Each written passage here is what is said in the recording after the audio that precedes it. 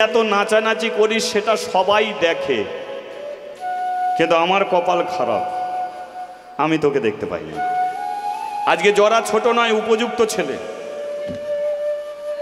জরা বলল তুমি যে দেখতে পাও না এর জন্য দায়ী কে?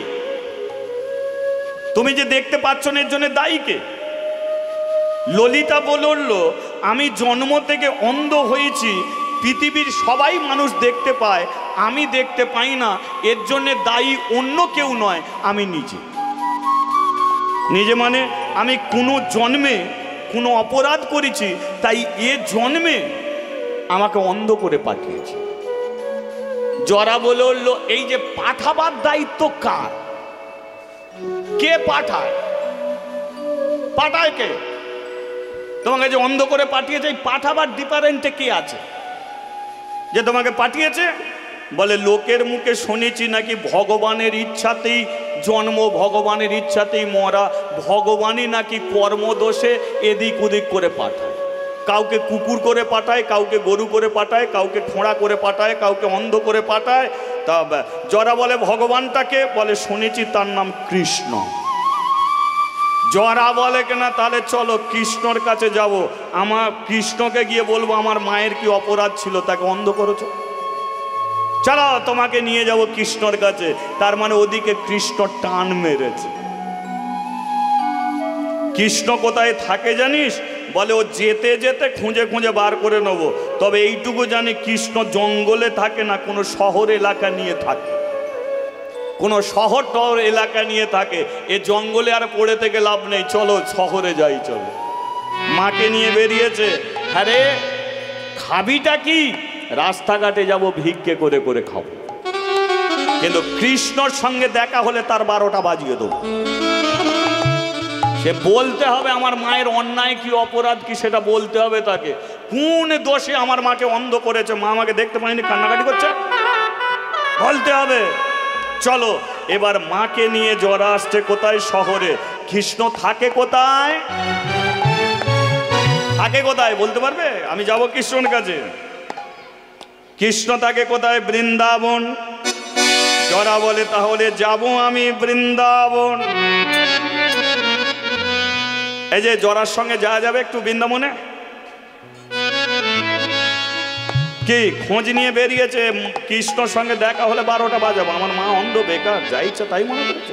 কোন দোষে অন্ধ হয়েছে বলতে হবে কৃষ্ণ। ব্যাস, জরা বেরিয়েছে, যাচ্ছে কোথায়? বৃন্দাবনে। কে? ও রাখালে রাজা।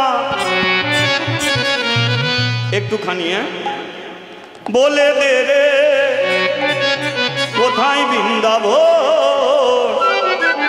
শ্যামে কুণ্ড, রাধা কুণ্ড, গিরি গোবর্ধন।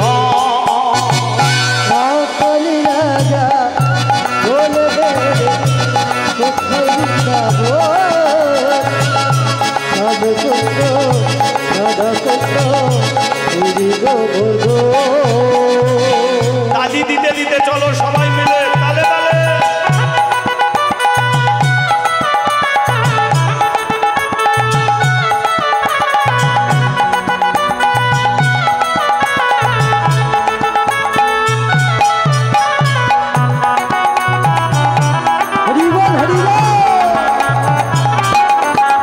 উলুধ্বনি উলুধ্বনি।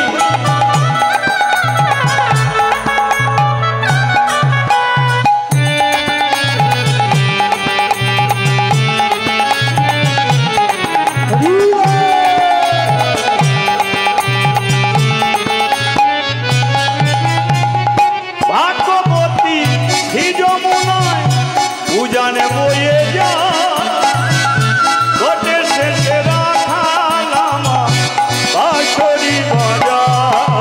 ভগবতী যমুনা উজানে বয়ে যা, ঘটে শেষে রাখালাম বাঁশরি বাজা। ভাগ্যবতী হি যমুনায় উজানে বয়ে যা, ঘটে শেষে রাখালাম বাঁশরি বাজা। ভগবতী যমুনা উজানে বয়ে যা,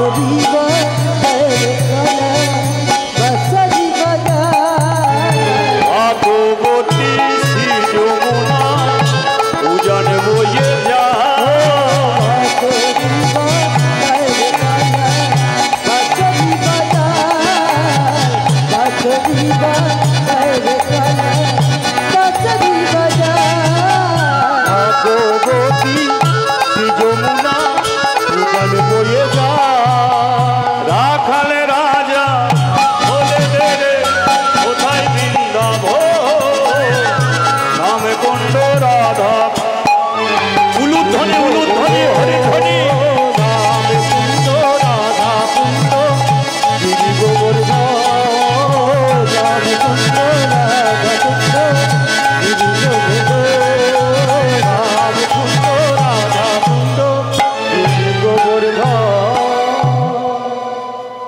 মেয়েকে যদি এদিকে আসতো তোর কি হাল হতো শুনছো না বলিয়ে বৃন্দাবন ধাম কি তোমরা তবু হাত তুললে কিন্তু ওই দিনকে বৃন্দাবনে হাত তোলার মতো কেউ নেই কারণ জরা তার মাকে নিয়ে এসেছে বৃন্দাবনে কিন্তু বৃন্দাবনে কৃষ্ণ নেই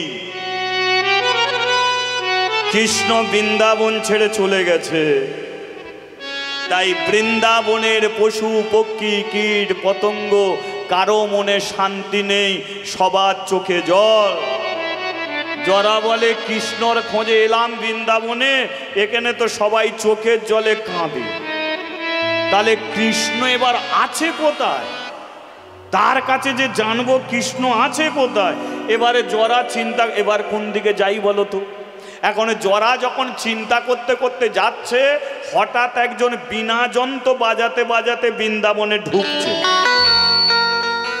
জরা বৃন্দাবন থেকে যাচ্ছে আর একজন বিনা যন্ত্র বাজাতে বাজাতে বৃন্দাবনে ঢুকছে যিনি বিনা যন্ত্রে হরিনাম করে ভদ্রলোককে চেনেন ভদ্রলোকটাকে নারদ নারায়ণ নমো নারায়ণ নারায়ণ নমো নারায়ণ নারায়ণ নমো নারায়ণ নারায়ণ নমো নারায়ণ শঙ্খ চক্র গদা পদ্মধারী শঙ্খ চক্র গদা পদ্মধারী শঙ্খ চক্র গদা পদ্মধারী শঙ্খ চক্র গদা পদ্মধারী ওহে প্রভু নারায়ণ ওহে শ্রী হরি ওহে প্রভু নারায়ণ ও ওহে প্রভু নারায়ণ ওহে শ্রী হরি ওহে প্রভু নারায়ণ ওহে হরি নারায়ণ নারায়ণ নারায়ণ নারায়ণ নারায়ণ নারায়ণ নারায়ণ নারায়ণ নারায়ণ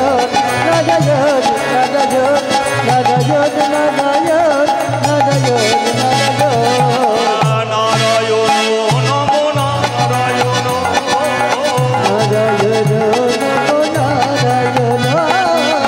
নারায়ণ নমো নারায়ণ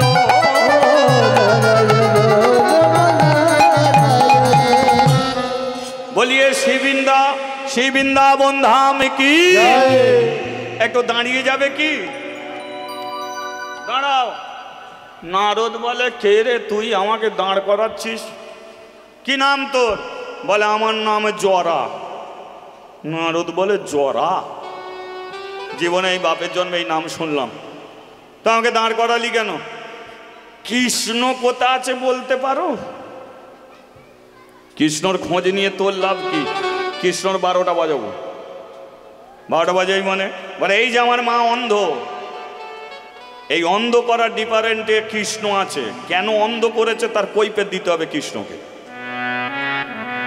নারদ বলল কৃষ্ণ আছে এক জায়গায় তোকে পাঠাতে পারি বলে বলে দাও কোথা আছে বলে কৃষ্ণ আছে দ্বারকায় বলে ও দ্বারকায় আছে তা তোমার নাম কি আমার নাম নারদ ও তুমি নারদ তোমাকে একটা গড় করি বলে থাক গড় পরে করবি কোনো তা তুই দ্বারকায় যাবি? বলে হ্যাঁ।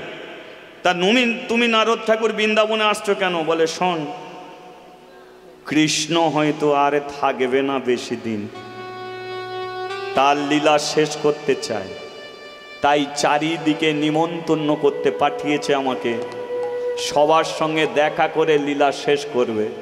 তাই আমি বৃন্দাবনে আসছি নিমন্ত্রণর বার্তা নিয়ে। জরা বলে কিনা তাহলে কৃষ্ণর সঙ্গে দেখা হবে?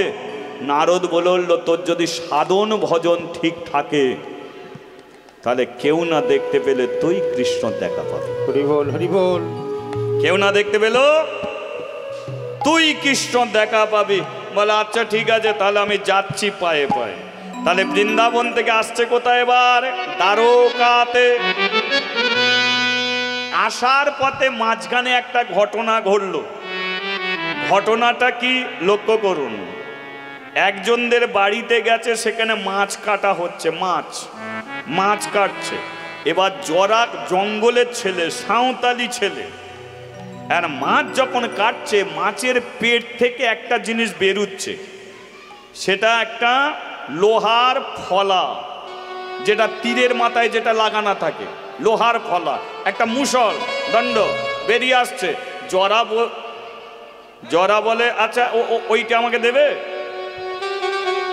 ওটা দেবে। যে মাছ কাটছে বলে তুই এটাকে নিয়ে কি করবি? বলে এটা দিলে কাজ আছে, আমি তো ওই সব পশু পক্ষী মারি, তাই এটা এত মসৃণ এত ধারালো জিনিস, এটা যদি তীরের মাথায় লাগিয়ে আমি যাকে মারবো মৃত্যু তার হবেই হবে, তার মৃত্যু হবেই হবে।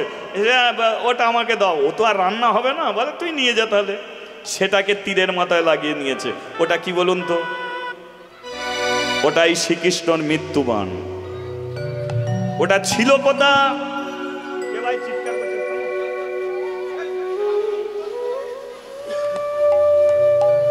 ওটা ছিল কোথায়?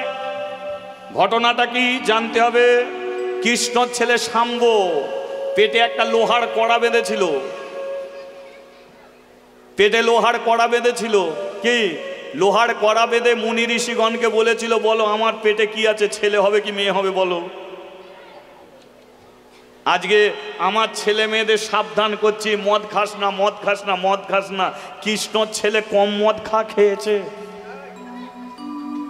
কে? শাম্ব কম মদ খেত? মদ খেয়ে কম মাদলামি করতো? এই দেখে আজকে প্রচন্ড নেশা করে পেটে লোহার কড়া বেঁধে মুনি ঋষিগণের কাছে গিয়ে বলছে, বলো আমার পেটে কি আছে, ছেলে হবে কি মেয়ে হবে। এরা জানতে পেরে গেল এটা কৃষ্ণ ছেলে শাম্ব মেয়ে ছেলে সেজেছে। বলে ওর লোক খোললো ওটাকে, ছেলে খেলা করছিস আমাদের কাছে। কিন্তু যে নেশা করে আছে বুঝবে কেন? কি বলো কি হবে? মুনি ঋষিগণ কি বলে উঠলো, তবে শোন, এত করে বলছিস শুনছিস না, তবে তোর পেটে যেটা আছে ছেলে হবে কি মেয়ে হবে বলতে পারবো না, তবে ওরই দ্বারা তোদের 56 কোটি যদু বংশ ধ্বংস। হরি বল, হরি বল। অভিশাপ দিয়ে দিল শাম্বকে। শাম্ব বলে, তোমরা অভিশাপ দিয়েছো, কিচ্ছু হবে না, বাবার কাছে যাচ্ছি। বাবাকে গিয়ে বললো, বাবা এটা খুলে দাও। কৃষ্ণ বললো, কেন এটা পেটে বেঁধেছিস কেন? বলে ওই একটু খেলাধুলা করছিলাম, মজার খেলা।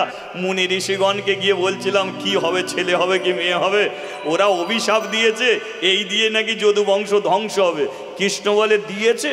বলে হ্যাঁ দিয়েছে। বলে তাহলে আর কিছু করা যাবে না। বলে এটা খুলে দাও। বলে আর খোলা যাবে না। বলে কেন? বলে অভিশাপ দিয়েছে, 2 দিন 3 দিন পরে দেখ না এটার কি হয়। বলে ঠিক আছে বাবা, তুমি খুলতে পারো না, আমি খুলে দিচ্ছি। কড়া ধরে টানছে, পেটের মাংস সমেত উঠে এসছে। কড়া বেঁধেছিল তো পেটে, রান্না করা যে কড়া গোমা পেটে বেঁধে দিয়েছিল তো, গর্ভবতী সেজেছিল তো। এখন বলে খুলে ফেলবো, কিন্তু যখন কড়া বার করতে চাচ্ছে পেটের মাংস সমেত চলে আসবে। বলে এ তো আটা, ফেভিকল আটাচ্ছে, জোর ধরেছে, এ তো আর ছাড়ছে না। কৃষ্ণ বলে ও আর ছাড়বে না। ওদের অভিশাপ কোনোদিন ব্যর্থ হয় না, ও আর ছাড়বে না। তাহলে বাবা কি হবে? বলে আর কি হবে, ওই পেটটাকে নিয়ে গিয়ে প্রভাসের তীরে পাথরে ঘষ। খুলতে তো পারবি না, এবার প্রভাস তীর্থে যে পাথর আছে, মানে জলের কাছে যে পাথরগুলো থাকে, এবার শাম্ব কি করছে, পেটটাকে নিয়ে গিয়ে ঘষছে, পাথরে ঘষছে, যত ঘষছে ওটা ক্ষয়ছে, কিন্তু ওই যে লোহার গুঁড়োগুলো, যে গুঁড়োগুলো বালির মতো পড়ছে, সেগুলো জলের সঙ্গে মিশে গিয়ে ওই সাগরের ধারে ধারে জমছে। আর কিছুদিন পরে ও থেকে গাছ হয়েছে, সে গাছটার নাম হলো নল খাগড়ার গাছ। ওটা সাগরের ধার নল খাগড়া গাছে ভরে গেছে, আর একটুকুনি মাত্র বাকি আছে, ঘষে ঘষে সব শেষ করে ফেলেছে, একটুখানি বাকি আছে, সেটাকে টেনে বার করে বলে এ দিয়ে আর যদুবংশ ধ্বংস হবে, সব তো শেষ হয়ে গেছে। ওটা ফেলে দিয়েছে, সাগরে মাছ ছিল, ওটা মাছের পেটে চলে গেছে। ধীবররা জাল ফেলেছে, সাগরের জলে মাছটা উঠে এসেছে ওই ধীবরের জালে, আর মাছটাকে যখন কাটছিল তখন জরা গিয়ে দাঁড়িয়েছিল, লোহার পেট বেরিয়ে এসেছে, মাছের পেট থেকে বেরিয়ে এসেছে। তার মানে দেখুন যদুবংশ ধ্বংসের রাস্তাটা। ওই যে নলখাগড়ার গাছ, ওই নলখাগড়ার গাছ দিয়ে ওরা নেশাগ্রস্ত, তো ওরা প্রথমে কথা কাটাকাটি, তারপরে হাতাহাতি, তারপরে লাঠালাঠি। লাঠি কোথা থেকে পাবে? ওই তুলবে, একজনকে মারবে আর একজনকে মারবে, মারপিট করে শেষ হয়ে যাবে। আর কৃষ্ণর মৃত্যু মানে রয়েছিল মাছের পেটে। ওরা সেটাকে নিল, নিয়ে যাচ্ছে কোথায়? দ্বারকাতে। নাচিতে নাচিতে জরা দ্বারকাতে আইলো, নাচিতে নাচিতে জরা দ্বারকাতে আইলো, নাচিতে নাচিতে জরা দ্বারকাতে আইলো, নাচিতে নাচিতে জরা দ্বারকাতে আইলো। ভক্তগণ সবাই মিলে হরি হরি বলো, ভক্তগণ সবে মিলে হরি হরি বলো। কোথা কৃষ্ণ দেখা দা, আজি কোথা কৃষ্ণ দেখা দা, কোথা কৃষ্ণ দেখা দা, কোথা কৃষ্ণ দেখা দা, আশা লয়ে এলাম আমি, কোথা কৃষ্ণ দেখা দা, আশা লয়ে এলাম আমি। কোথা কৃষ্ণ দেখা দা। নাচিতে নাচিতে জরা দ্বারকাতে আইলো, নাচিতে নাচিতে জরা দ্বারকাতে আইলো, নাচিতে নাচিতে জয় দ্বারকাতে আইলো। এবার দ্বারকায় এসেছে জরা তার মাকে নিয়ে, কিন্তু কৃষ্ণ দ্বারকার রাজপ্রাসাদে নেই, আছে কোথায়? প্রভাস তীর্থে, যেটাকে বলা হয় প্রভাস যজ্ঞ। প্রভাস যজ্ঞ, প্রভাস তীর্থে কৃষ্ণ নিজে একটা যজ্ঞ করেছিল, তাই নাম ছিল প্রভাস যজ্ঞ। সেই যজ্ঞে সমস্ত দেব দৈত্য দানব মানব সবাই যজ্ঞ উপস্থিত ছিল। তা সেই যজ্ঞে প্রবেশ করছে কে? জরা। লক্ষ্য করুন, জরা প্রবেশ করছে, কিন্তু যেতে যেতে যেতে যেতে হঠাৎ থমকে দাঁড়িয়ে গেল।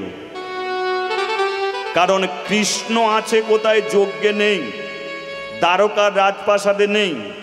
কৃষ্ণ একটা গাছের ওপরে উঠে বসে আছে। দেখলো জরা সেই গাছের পাশ দিয়ে চলে যাচ্ছে। যেই চলে যাচ্ছে, কৃষ্ণ একটা হাতে টুসকি মেরেছে। যেই টুসকি মেরেছে, জরা দাঁড়িয়ে গেছে, দাঁড়িয়ে গেছে। ললিতা বলল, কি রে তুই এমন দাঁড়িয়ে গেলি কেন?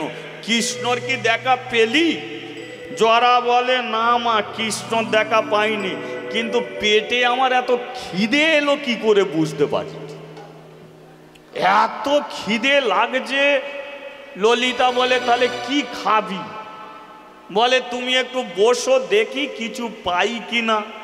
ও কোনো পশু পক্ষীকে মেরে আধপোড়া পুড়িয়ে খেয়ে নেবো, দেখি।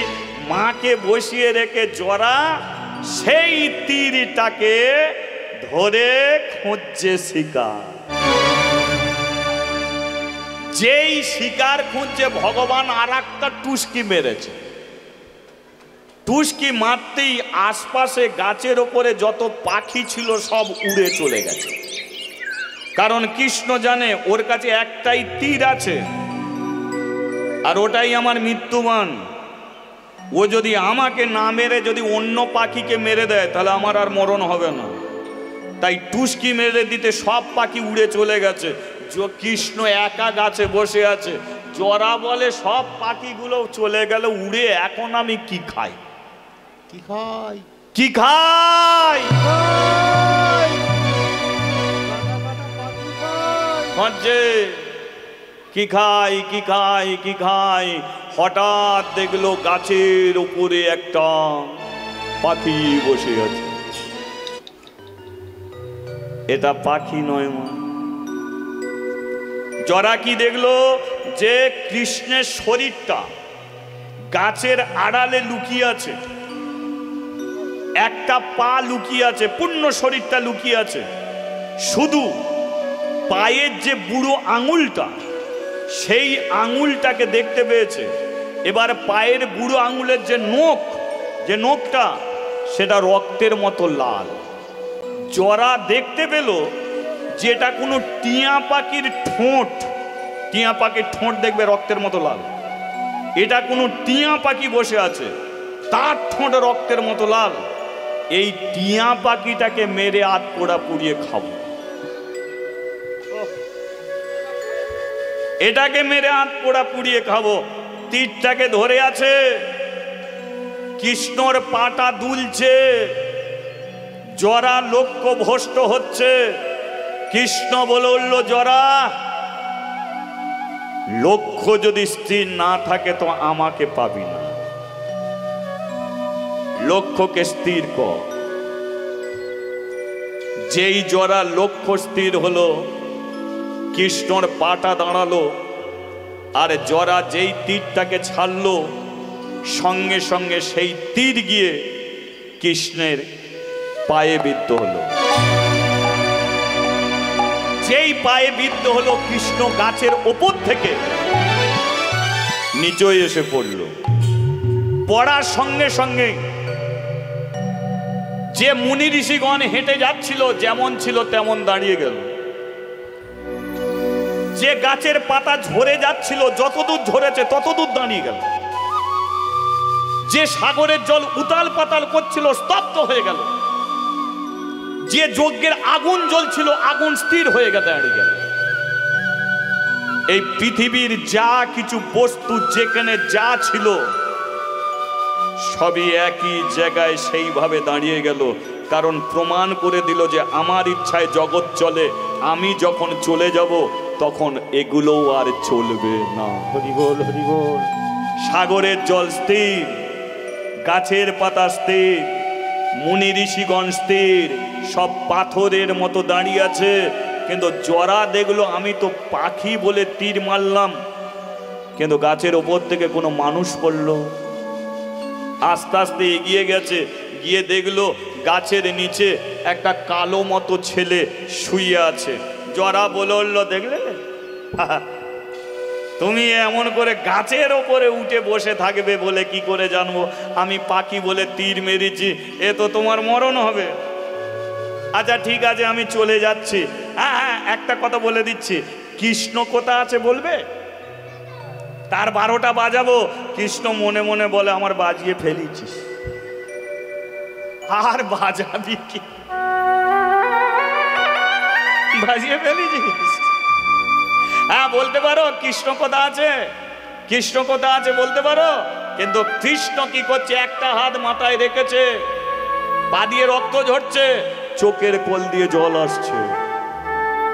জরা বলেই যাচ্ছে, কষ্ট হচ্ছে, কাঁদছো তাই, পা দিয়ে এত রক্ত বেরোচ্ছে। যাই ভুল করে মেরে ফেলেছি, আর কি করা যাবে, কিছুক্ষণ পরে মরে যাবে। তোমার বাপ মার কথা যদি বলো তাহলে খবর টবর দেবো, আসবে, দেখতে আসবে। আচ্ছা চলে যাচ্ছে, আমার মা বসে আছে। জরা যখন চলে যাচ্ছে, কৃষ্ণ ডেকে উঠল, জরা।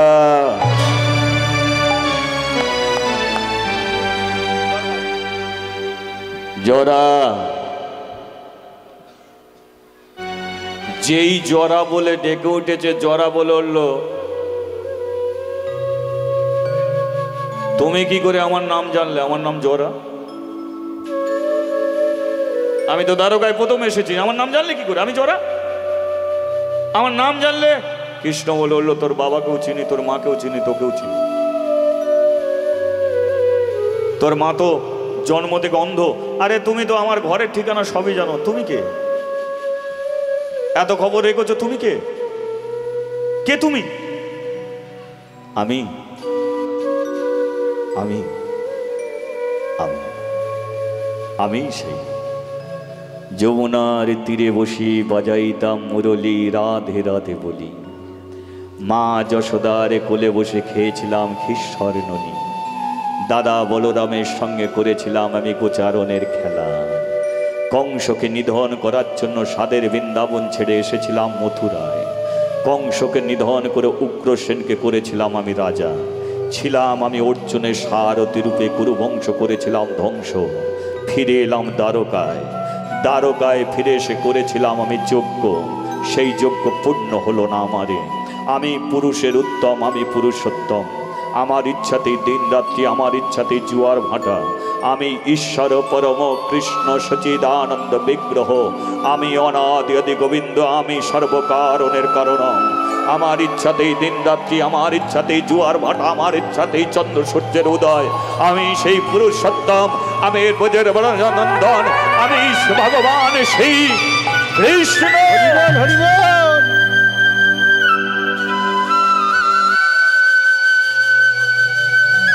যেই বলেছে কৃষ্ণ, সঙ্গে সঙ্গে জরা মাতা পায়ের কাছে বসে বলল, ও ও ও ও ভাই কৃষ্ণ, কৃষ্ণ কৃষ্ণ ভাই, কৃষ্ণ ভাই, কৃষ্ণ ভাই, কৃষ্ণ মরিস না, মরিস না ভাই, মরিস না। আমি তোর খোঁজে এসেছিলাম এই দ্বারকা। একটা সত্যি কথা বলে জানা, আমার মা অন্ধ কেন হয়েছে? কিসের জন্য আমার মা অন্ধ? আয় জরা, আয় আমার কাছে এসে বস। মাতার কাছে টেনে নিয়েছে কৃষ্ণ জরাকে। জরা, দেখেছিস জীবনে আমি অনেক কিছু করেছি। আমি সবার ঘরে প্রদীপ জ্বালিয়েছি, নিজের তেল দিয়ে আমি সবার ঘরে প্রদীপ জ্বালিয়েছি, কিন্তু আমার ঘরে তেল নেই। দেখ আজ আমি পড়ে আছি, আমাকে দেখার মতো কেউ নেই। জরা একটু মাথায় হাত বুলিয়ে দে না। তুই তো আমার ভাই। ভাই কোন সূত্রে ভাই? হ্যাঁ তুই আমার ভাই। তোর বাবার নাম হলো বসুদেব, এই দ্বারকার রাজা। গিয়েছিল জঙ্গলে, তোর মাকে কাঁদিয়ে ফিরে এসেছে দ্বারকা। আমি তোকে নিতাম কোলে তুলে, কিন্তু আমি জানি তুই হবি আমার মৃত্যুর কারণ, তাই নিতে পারিনি কোলে তুলে। সবাইকে আমি কোল দিলাম, কিন্তু তোকে আমি কোল দিতে পারলাম না। দেখা হলো তোর সঙ্গে, সবার জন্য সব করলাম, পারলাম না তোর জন্য কিছু করতে।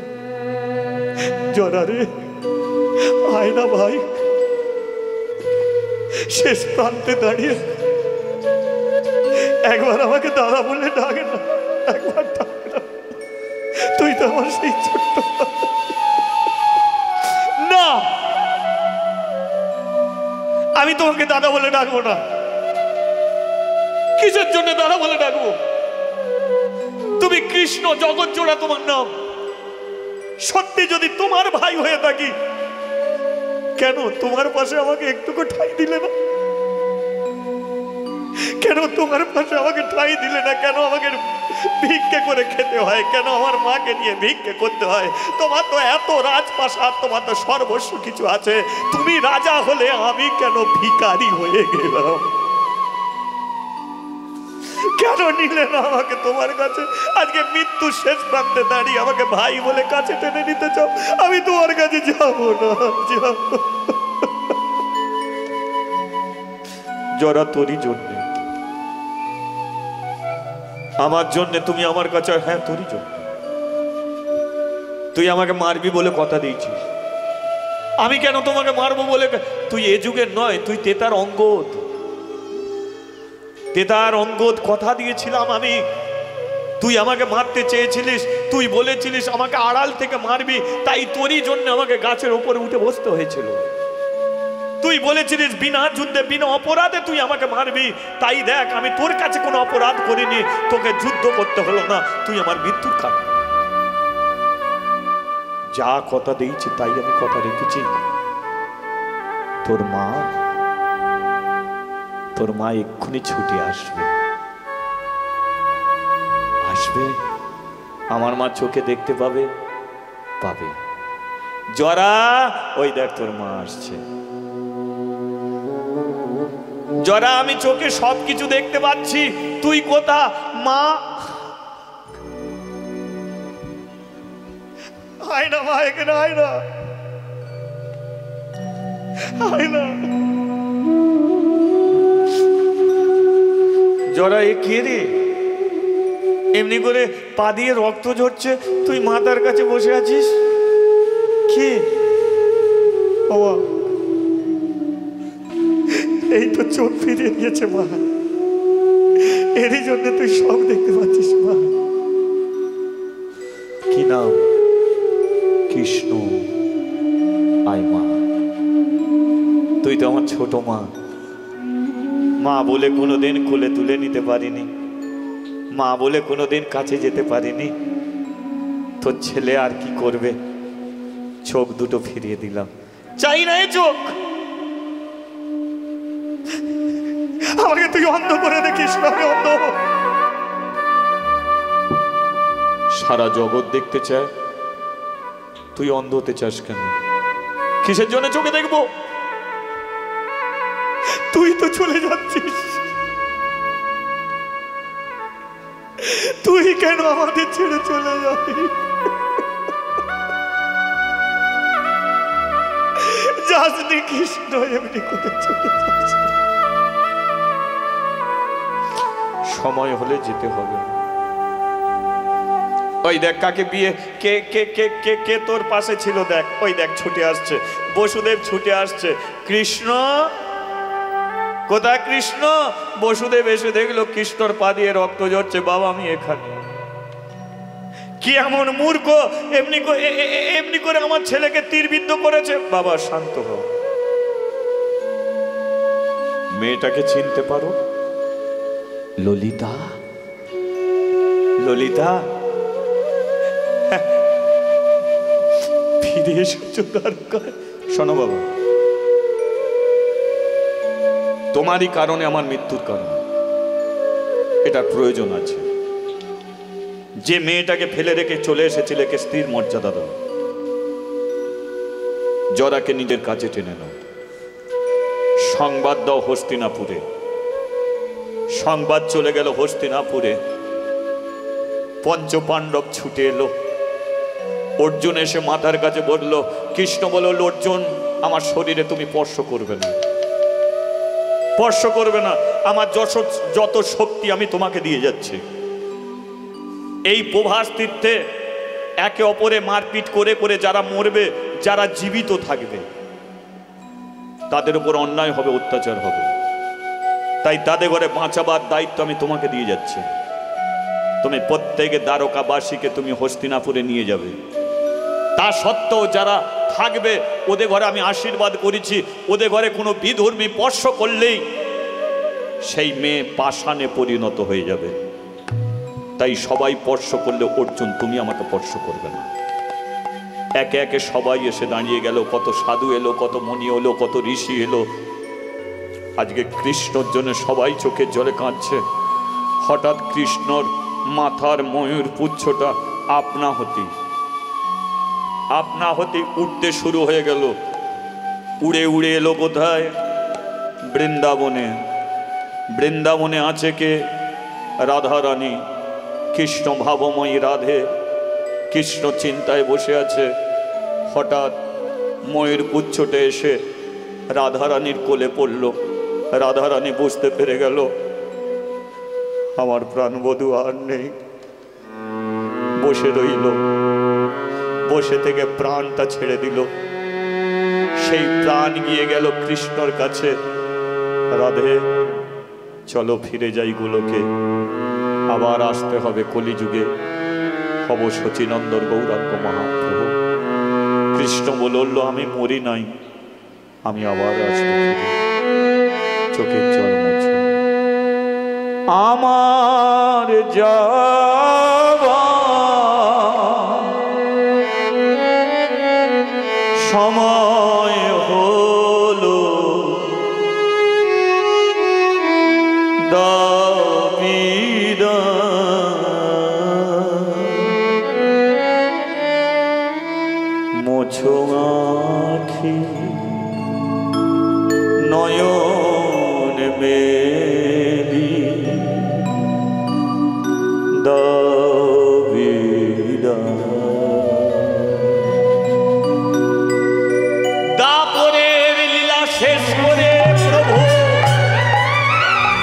করিতে আইল করিতে আইল জগৎ জীবের দ্বারে দ্বারে দ্বারে দ্বারে হরিনাম দিল হরিনাম দিল সেই হরিনাম এই হরিবাসরে পূরণ হইল পূরণ হইল ভক্তগণ সবাই মিলে হরি হরি বল হরি হরি হরি হরি বল হরি হরি হরি হরি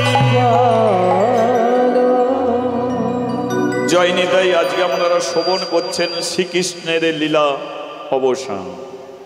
এই জরাকে, জরার ভাইকে, কৃষ্ণকে, বসুদেবের কি জীবনে ঘটনা আজ আমরা হরিবংশ পুরাণ হতে আস্বাদন করলাম। শ্রীকৃষ্ণের লীলা অবসান। আবার যদি কোনো দিন কৃপা হয় আপনাদের কাছে আসবো। আপনারা ভালো থাকবেন, সবাইকে ভালো রাখবেন। শ্রী গুরু নিতাই গৌরে প্রেমানন্দে হরি বল, হরি বল, হরি হরি বল, হরি বল। ভক্ত আরে ভগবানের মিলন হইল ভগবানের মিলন হইল ভক্ত আরে ভগবানের মিলন হইল মিলন হইল ও যে চার বদনে সবাই একবার হরি হরি বল। জগবদলে সময় একবার হরি হরি বলো আমার গৌর হরি বল, নিত্যানন্দের বল, হরি হরি বল, গৌর হরি বল। গৌর হরি বল হরি হরি বল হরি হরি বল হরি বলে হরি হরি বল হরি বলে নিত্যানন্দের বলে হরি হরি বলে হরি হরি হরি বল হরি বল হরি বল হরি বল হরি বল হরি বল হরি বল হরি বল। জয় নিতাই। আপনারা বসুন, পরবর্তী দল আছে, আর একটা দল আছে আপনাদের কীর্তন আপনারা শ্রবণ করবেন। পরবর্তী দল আপনাদের কাছে আসছে, আপনারা বসুন। হ্যাঁ, আপনারা অনেকক্ষণ বসে আছেন, একটু দাঁড়াচ্ছেন, ঠিক আছে, কিন্তু আবার আপনারা হরিবাসরে বসবেন, হরিকথা কৃষ্ণ কথা শুনবেন। আমার কৃষ্ণ শাখা দাও হে দেখা কৃষ্ণ শাখা দাও হে দেখা দিয়া না জ্বালা রাধা রানী কে দেখে